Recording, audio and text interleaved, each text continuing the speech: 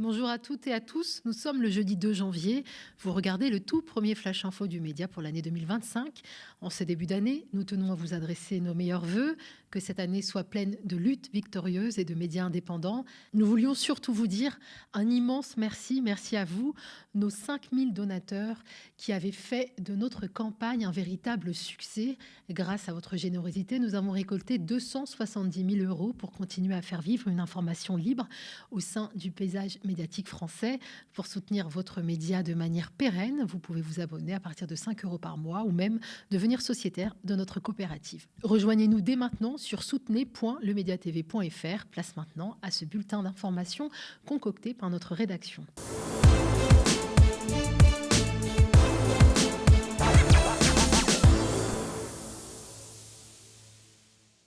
La réforme du RSA prévue par le projet de loi pour le plein emploi de 2023 est entrée en vigueur ce 1er janvier 2025 et avec lui, sa mesure phare très controversée, l'accompagnement rénové des bénéficiaires du RSA. La formule poétique est trompeuse. Elle cache une offensive sociale d'ampleur au service du patronat, le conditionnement du versement du RSA à des heures d'activité d'une durée hebdomadaire d'au moins 15 heures. En marge d'une mobilisation devant l'agence France Travail du 18e arrondissement, Victoria Bèche, membre de la direction nationale CGT chômeurs et précaires, dénonçait une réforme qui sacrifie les chômeurs. C'était en avril 2024. Ce qu'il veut faire en tapant sur les chômeurs, donc en baissant le droit à l'indemnisation, le temps d'indemnisation et en radiant massivement, les privés d'emploi qui ont acquis un droit à l'assurance chômage, et en tapant aussi sur les allocataires du RSA avec RSA contre-activité, c'est de faire en sorte de créer un vivier de main-d'œuvre pas cher qui sera tellement pris à la gorge qu'il sera contraint d'aller faire n'importe quel boulot à n'importe quel prix, n'importe où et n'importe quand. Et que ça, on le refuse. Non pas qu'on refuse de travailler, mais on refuse finalement de servir de prétexte au gouvernement et au patronat pour baisser drastiquement, notre système, pour briser notre système social et pour baisser les salaires de tout le monde. Voilà. Alors que le patronat est lui-même responsable du chômage, c'est lui qui les délocalise, c'est lui qui préfère supprimer des emplois plutôt que d'embaucher des gens, c'est lui qui préfère ne pas remplacer des salariés en retraite ou ayant quitté leur emploi pour faire travailler 2 fois plus une même personne pour le même salaire. Aujourd'hui, tous les salariés le disent, les conditions de travail elles se dégradent, il y a trop de boulot et plutôt que finalement de partager équitablement le temps de travail et de payer les gens correctement, et ben le patronat il dit on s'en fout complètement, de toute façon on aura 3 millions de personnes qui seront tellement pris à la gorge que en fait ils accepteront ces boulots-là. Et c'est ce chantage-là que nous on refuse, d'autant plus que c'est pas seulement un chantage, c'est que c'est une réalité. Parce que quand bien même, en fait, tous leurs emplois en tension pourrie, ils seraient pris, il resterait des millions de chômeurs en France. Et donc, du coup, tous ces gens-là, ils crèveront la dalle. Alexis Borde, secrétaire général de la CGT chômeurs et précaires, partage la même inquiétude. La réforme, c'est que surtout, on va encore plus privatiser dessus.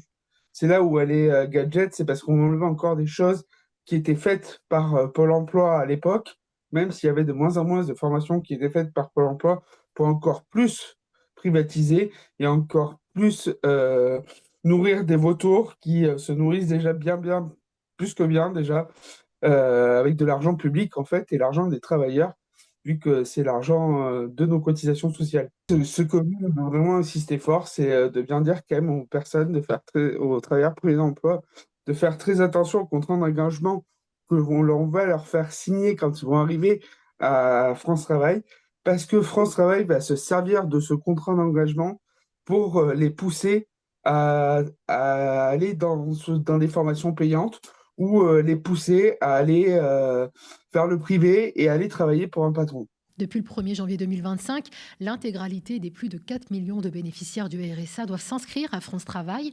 Jusqu'ici, seuls 40% des allocataires l'étaient. Cela signifie pour les agents de France Travail un afflux massif d'un nouveau public en insertion qu'il va falloir gérer à effectif constant. Les bénéficiaires du RSA souscriront à un contrat d'engagement à travers lequel un organisme référent assurera un accompagnement vers l'accès ou le retour à l'emploi et en contrepartie duquel l'allocataire devra effectuer une durée hebdomadaire d'activité d'au moins au moins 15 heures pour justifier l'obtention de sa modeste allocation, 565 € pour une seule personne et 848 € si les deux conjoints sont au RSA.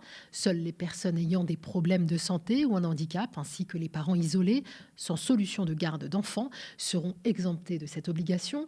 Alexis Borde voit dans cette mesure du travail forcé. Nous, ce qu'on pense, c'est que cette réforme, elle est très mauvaise pour les travailleurs privés d'emploi, parce qu'en fait, selon ce qui sort, en fait, au fur et à mesure de ce projet de loi plein emploi, qui a été voté, c'est qu'aujourd'hui, tout le monde va se retrouver face à une activité obligatoire de 15 à 20 heures, que ce soit les personnes en RSA, les personnes au chômage ou les personnes qui sont en AAH.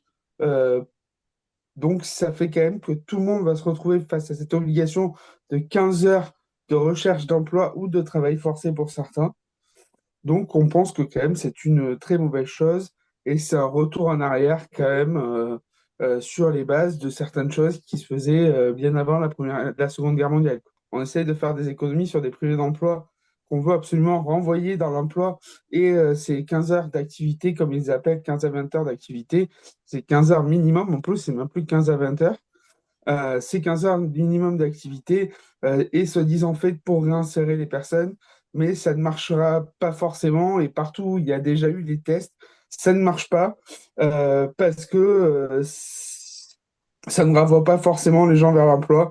Donc, il n'y a pas forcément d'économie de fait là-dessus, surtout sur les personnes qui sont au RSA depuis très longtemps, où ils ont besoin d'une réinsertion différente que celle juste où on les oblige à avoir 15 heures d'activité en fait. En cas de manquement au contrat d'engagement, l'allocation peut être suspendue grâce à un nouveau régime de sanctions qui sera bientôt précisé par décret.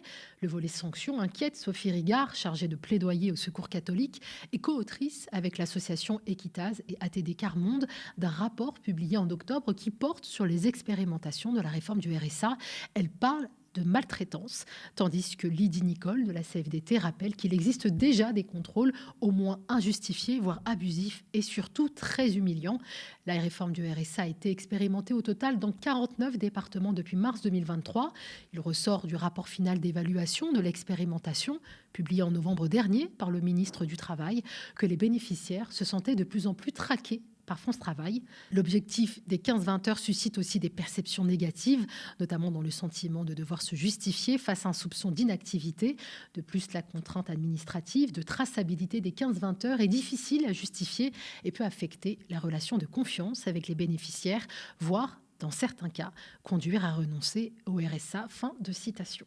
Dès septembre 2023, le député socialiste Arthur Delaporte pointait le risque de non-recours d'un RSA conditionné à des heures d'activité, un taux de non-recours au RSA qui s'est levé déjà à plus de 30% selon une enquête de la Direction de la recherche, des études, de l'évaluation et des statistiques menée en 2022. Pour vous, c'est cette page. C'est la philosophie de la sanction, celle que vous voulez renforcer, démultiplier. C'est finalement celle du café du commerce, qui voit les pauvres comme des assistés ou des paresseux, qui transparaissait d'ailleurs dans le témoignage que je citais tout à l'heure. L'allocation n'est-elle, après tout, pas la réponse des lâches? C'est finalement ce que suggérait Christophe Castaner. Peu importe l'inefficacité prouvée des sanctions, peu importe les enfants qui trinqueront parce que leurs parents auront été vus comme défaillants, peu importe les conjoints qu'on inscrira demain de force à Pôle emploi, et même s'ils ont déjà un travail. Il y a bien une philosophie commune à ce texte que nous examinons aujourd'hui et celle du texte que nous examinions il y a un an, c'était l'assurance chômage.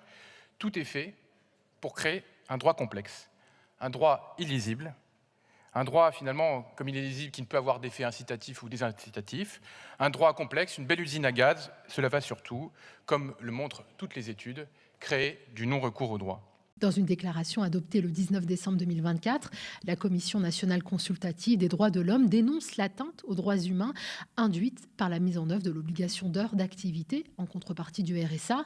La réforme actuelle fait courir plusieurs risques aux droits des personnes, notamment celui du droit à des moyens convenables d'existence prévus dans le préambule de la Constitution de 1946 et celui du droit à une insertion sociale et professionnelle librement choisie, inclus dans la Charte sociale européenne, prévient la CNCDH, qui recommande l'abrogation du dispositif. Mais la ministre du Travail, Astrid Panosyan-Bouvet, reste dans le déni. Les expérimentations sur les 49 départements ont montré deux choses très importantes. D'abord, un retour à l'emploi à l'insertion professionnelle de longue durée de 42% des bénéficiaires de cette expérimentation. Et une deuxième chose que je trouve très importante, qui ne se voit pas dans les chiffres mais qui est aux clés de tout, c'est aussi un retour à l'estime de soi et à la confiance en soi qui permet de se dire « j'ai des projets, je peux y arriver ». Pour rappel, l'objectif de la réforme du RSA défendue par Emmanuel Macron durant sa campagne de réélection de 2022 était de faire descendre le taux de chômage à 5% d'ici 2027, une promesse qui risque d'être tenue grâce à des vagues de radiation et le recours massif à des contrats précaires. L'enquête continue après qu'un homme de 42 ans a foncé sur une foule en voiture le soir du réveillon à la Nouvelle-Orléans. Le ressortissant américain né aux États-Unis et ancien militaire de l'armée de terre a tué 15 personnes dans le quartier touristique français. 15 morts et une trentaine de blessés. C'est pour l'instant le bilan de l'attaque au pick-up à la Nouvelle-Orléans dans la nuit de mardi à mercredi. Vers 3h15 du matin, une voiture a contourné les barrières de sécurité avant de foncer dans la foule sur un trottoir. Le suspect a été abattu par la police. Il s'agit d'un citoyen américain de 42 ans, ancien militaire ayant servi en Afghanistan.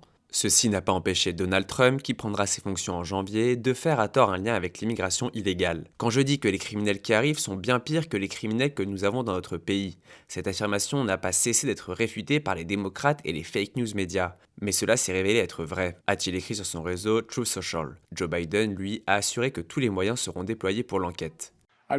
J'ai demandé à mes équipes de s'assurer que toutes les ressources soient disponibles pour les forces de police au niveau fédéral, étatique et local pour mener les investigations en Nouvelle-Orléans rapidement et faire en sorte que plus rien ne menace le peuple américain. Un drapeau de l'État islamique a été retrouvé dans la voiture du suspect, mais on ne sait pas encore s'il était affilié à des organisations terroristes. Le FBI cherche toujours de potentiels complices. Le président des États-Unis a également précisé que les autorités cherchaient à savoir s'il y avait une connexion entre l'attaque à la Nouvelle-Orléans et l'explosion d'un Tesla Cybertruck devant un hôtel Trump à Las Vegas qui a fait un mort. Les véhicules en cause avaient été loués par le même intermédiaire. La présence française en Afrique est de plus en plus contestée.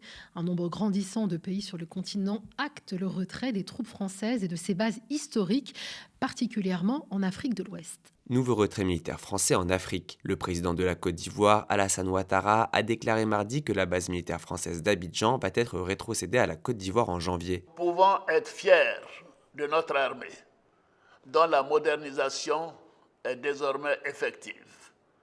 C'est dans ce cadre que nous avons décidé du retrait concerté et organisé des forces françaises en Côte d'Ivoire. Le mois dernier, à quelques heures d'intervalle, le Sénégal et le Tchad avaient déjà annoncé le départ des militaires français de leur sol et officialisé une réorganisation. La France a rétrocédé le 26 décembre une première base militaire au Tchad et mardi 31 décembre, le chef de l'État sénégalais, Bassirou Diomaye Faye, a été plus explicite sur le calendrier. J'ai instruit le ministre des Forces armées de proposer une nouvelle doctrine de coopération en matière de défense et de sécurité, impliquant entre autres conséquences la fin de toutes les présences militaires de pays étrangers au Sénégal dès 2025. La présence militaire permanente de la France sur le continent sera bientôt limitée à une seule base au Gabon, en plus de Djibouti, après avoir dû quitter 3 pays sahéliens, le Mali, le Burkina Faso et le Niger. La France a été chassée de plus de 70% des pays africains où elle avait des troupes depuis la fin de sa domination coloniale dans les années 1960. On conclut ce Flash Info par une nouvelle tragique qui nous parvient de Gaza.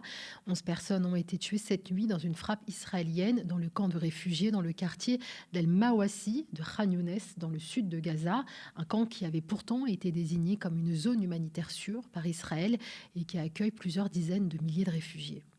L'armée israélienne s'est aussitôt félicitée de cette nouvelle en annonçant sur Twitter la mort de Hassem Shahwan, désigné en tant que chef des forces de sécurité intérieure du Hamas dans le sud de Gaza. Mais Tsahal ne semble pas préciser que Hassem Shahwan n'est que l'adjoint du directeur général de la police de Gaza, Mahmoud Salah, lui aussi mort dans cette frappe.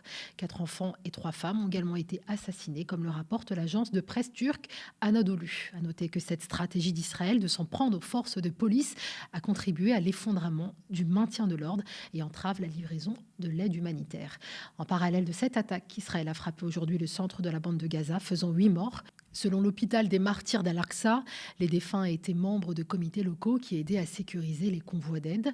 Ces attaques surviennent malgré les nombreux appels à un cessez-le-feu immédiat lancés par le Conseil de sécurité des Nations Unies. Benyamin Netanyahou et son ancien ministre de la Défense, Yoav Gallant, font aussi l'objet de 2 mandats d'arrêt délivrés par la Cour pénale internationale pour crimes de guerre et crimes contre l'humanité à Gaza, dans le contexte de cette guerre génocidaire qui a fait aujourd'hui plus de 45 550 morts et plus de 107 000 blessés. C'est la fin de ce Flash Info que vous pouvez retrouver sur la chaîne YouTube et le canal 165 de la Freebox. En ce début d'année, nous tenons à vous adresser nos meilleurs vœux, que cette année soit pleine de luttes victorieuses et de médias indépendants. Nous voulions aussi surtout vous dire un immense merci à vous, à nos 5000 donateurs qui avaient fait de notre campagne de fin d'année un véritable succès. Grâce à votre générosité, nous avons récolté 270 000 € pour continuer à faire vivre une information libre au sein du paysage médiatique français. Pour soutenir votre média de manière pérenne, vous pouvez vous abonner à partir de 5 € par mois ou même devenir sociétaire de notre coopérative. Rejoignez-nous dès maintenant sur soutenez.lemediatv.fr. Merci pour votre soutien, merci de nous regarder et à très bientôt.